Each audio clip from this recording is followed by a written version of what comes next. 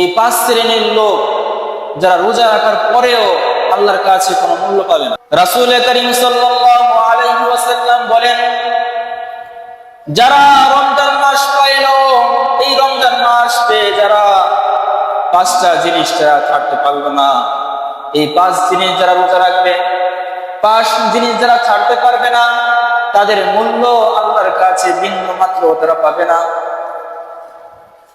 1 নম্বর হচ্ছিল তারা যারা মুখ দিয়ে অশ্লীল ভাষায় কথা বলে, যারা মুখের কোনো হেফাজত করে না। দেখবেন যে সমাজের মধ্যে দোকানপাটে দেখবেন যে সারাদিন রোজা রাখছে, অথচ মুখ দিয়ে খারাপ কথা বের হইতেছে।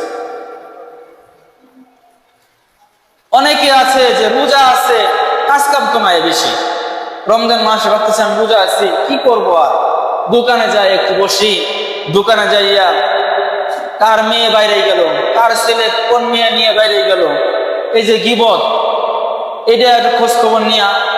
আর একটা বিষয়, কিরা অকাম করলো, এই বিষয়ে একটু আলোচনা উঠেন, কারণ কাজ কম নাই তো, দোকানে যাই একটু গল্প করি, ব্যাগ জায়গা বসে গল্প করলাম। এই যে 1 শ্রেণীর লোক যারা সারাদিন রোজা রাখবে, তার মুখকে তার গালকে হেফাজত করতে পারবে না, এই শ্রেণীর লোকদেরকে যারা সারাদিন না খেয়ে থাকার পরেও আল্লাহর কাছে বিন্দুমাত্র দাম পাবে না। সারাদিন রোজা রাখবে, অথচ মুখ দিয়ে অশ্লীল কথা বলবে, মুখ দিয়ে মিথ্যা কথা বলবে, আবার মানুষের নামে গীবত গাবে, সারাদিন রোজা রাখার পরেও আল্লাহর কাছে বিন্দুমাত্র তার কোনো দাম হবে না। আর 2 নম্বর হচ্ছিল চোখের হেফাজত করা। কিসের হেফাজত করা? চোখের হেফাজত করা। আমি যে 5টা বলবো, এই 5টা সবাই তারা মনে রাখবে, কারণ আমরা তো সবাই রোজা আছি, বেশিরভাগ অধিকাংশ মানুষ রোজা। এই রমজান মাস এই 5টা জিনিস থেকে আমরা সবসময় দূরে থাকবো।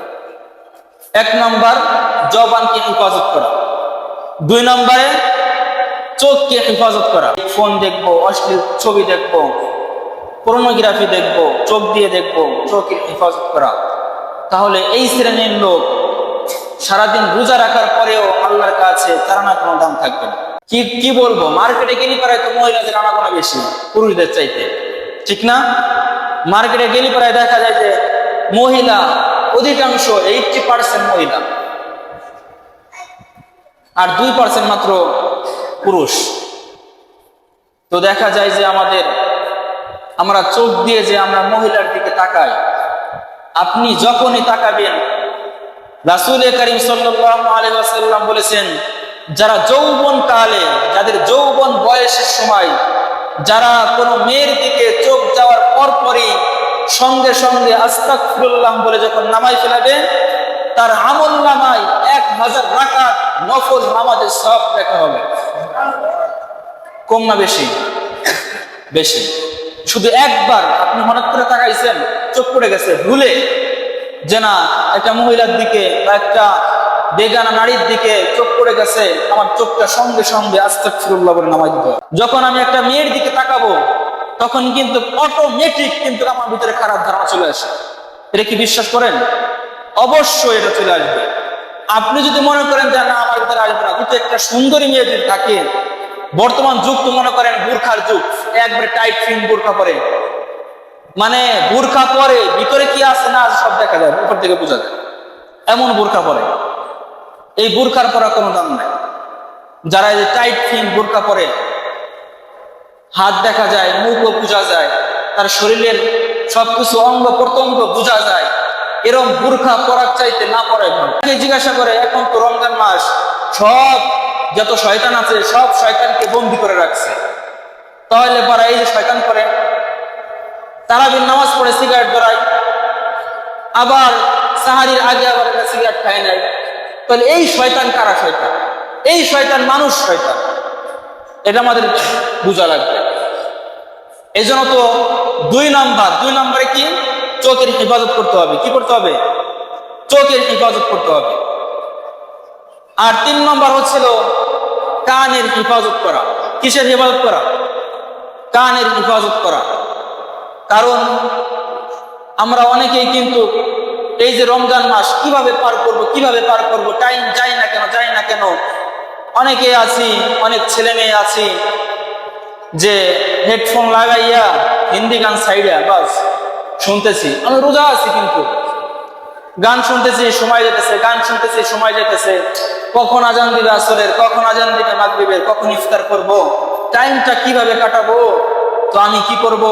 হেডফোন কানের ভিতর দিয়া হিন্দি গান চালাই দিলাম, একটা নাটক দেখলাম, একটা মুভি দেখলাম, এরকম দিন কাটতেছে। রাসূল কারীম সাল্লাল্লাহু আলাইহি ওয়াসাল্লাম বলেছেন যে এই শ্রেণীর লোক যারা সারাদিন রোজা রাখবে এবং তার কানকে হেফাজত করতে পারবে না, এই রোজা রাখার বিন্দু মাত্র আমার কাছে কোনো দাম থাকবে না। যেখানে অশ্লীল কথা হবে আমরা ওখান থেকে সরে আসবো। গীবত গাওয়া আর গীবত শোনা একই গুনাহ। এক জায়গায় গীবত হইতেছে, আপনি শুনতেছেন, একই গুনাহ।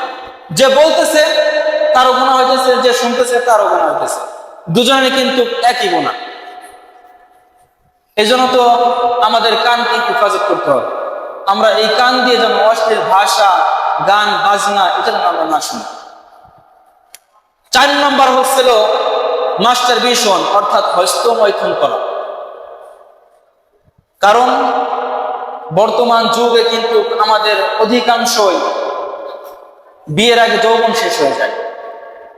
বিয়ে হইলে পারা তার যৌবন আগে থেকে শেষ হয়ে যায়। কিসের জন্য? শয়তানের ধোঁকায় পড়ে তাদের লাইফটাকে তারা নিজের উপরে জুলুম করে তারা মাস্টারবেশন করে। কেউ যদি রোজা রেখে হস্তমৈথুন করে, হস্তমৈথুন করার সঙ্গে সঙ্গে রোজা ভেঙে যাবে। মাস্টারবেশন করার সঙ্গে সঙ্গে রোজা ভেঙে যাবে। কান দিয়ে যে আমি গুনার কাজ শুনতেছি, গান বাজনা শুনতেছি, আপনার রোজা টিকে থাকতেছে। কিন্তু আপনি যখন মাস্টারবেশন করবেন, মাস্টারবেশন যখন হয়ে যাবে, হস্তমৈথুন যখন নিজের উপরে জুলুম হয়ে যাবে, শয়তানের ধোঁকায় পড়ে, তাহলে কিন্তু সঙ্গে সঙ্গে রোজা শেষ। এই দিকে আমাদের খেয়াল করতে হবে। 4 নম্বরে আমাদেরকে এই পর্নোগ্রাফি যে খারাপ ওয়েবসাইট গুলো আছে, এই সব ওয়েবসাইট থেকে আমাদের দূরে থাকতে হবে। কারণ বর্তমান কিন্তু খারাপ যুগ, টাচ ফোনের যুগ। আপনি যখন ইচ্ছা করবেন তখনই কিন্তু পর্নোগ্রাফি দেখতে পারবেন। আপনি যখন ইচ্ছা করবেন তখনই কিন্তু আপনার মন চাই যখন তখন দেখতে পারবেন। কিন্তু যখন বাটন ফোন ছিল তখন তো আপনি দেখতে পারতেন না। যখন নোকিয়া ছিল তখন আমরা আগে তখন এটা দেখতে পারতাম না, খারাপ ভিডিও। তো রোজা থাইকা কখনো এটা করা যাবে না। আল্লাহ রাব্বুল আলামিন আমাদের সকলকে এই সব খারাপ কাজ থেকে আমাদেরকে দূরে থাকার তৌফিক দান করুন। সকলের আমিন। 5 নম্বর হলো রোজা থাইকা হারাম খাওয়া যাবে না। কি খাওয়া যাবে না? হারাম খাওয়া যাবে না। আমি যদি সারাদিন রোজা রাখি, রোজা রাখার পরে যদি আমি হারাম দিয়ে যদি আমি ইফতার করি, রোজা হবে? ওই রোজার কোনো দাম হবে? দাম আছে? কোনো দাম নাই। আপনি যতই ভালো মন্দ খান না কেন, যদি এটা হারাম হয়, আর কেউ যদি একটা খেজুর দিয়ে যদি কেউ ইফতারি করে, আর কেউ যদি অনেক বড় একটা খাসি নিয়ে যদি বসে, ওই খাসির চাইতে কোটি কোটি গুণ সব চাইতে আল্লাহর কাছে প্রিয় যে শুধু একটা খেজুর দিয়ে ইফতারি করে। তো আমাদের এই হারাম থেকে আমরা যেন বেঁচে থাকতে পারি এই রমজান মাসে। অন্তত এই রমজান মাসটা যেন আমাদের কোন জিনিস যেন আমাদের এটা বাছাই করে আমরা খাবো। যে সারাদিন রোজা রাখার পরে এত কষ্ট করে পানাহার রোজা রাখার পরে যদি আমি হারাম খাই, হারাম দিয়ে যদি আমি সাহারি করি, হারাম দিয়ে যদি আমি ইফতার করি, তাহলে আমি আল্লাহর সামনে কি নিয়ে দাঁড়াবো? কোন মুখ নিয়ে আমি দাঁড়াবো? এটা আমাদের একটু চিন্তা করতে হবে। আমরা সবাই চেষ্টা করব আমাদের এই রমজান মাসটাকে যেন আমরা এই যে 5 শ্রেণী, এই 5টা জিনিস থেকে যেন আমরা সব সময় যেন দূরে থাকতে পারি। আল্লাহ রাব্বুল আলামিন আমাদেরকে এই 5 জিনিস থেকে আমরা যেন দূরে থাকতে পারি, আমাদের সকলকে তৌফিক দান করুন। সকল আমিন।